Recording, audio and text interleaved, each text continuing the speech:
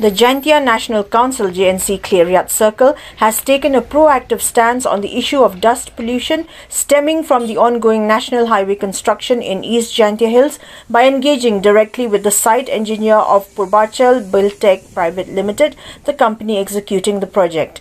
The council initiated the meeting in response to mounting public concern over excessive dust generated by construction activities, which has reportedly been affecting daily commuters, students and residents in the area. JNC representatives cited adverse impacts on public health and quality of life as key reasons for their intervention.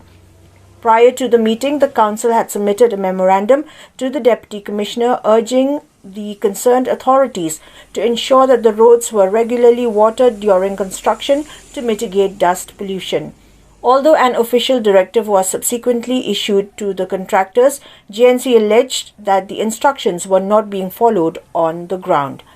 In their meeting with the site engineer, JNC members pressed for immediate action and reiterated the urgent need to implement dust control measures. Following the discussion, the engineer reportedly assured the council that the roads would be watered twice a day moving forward.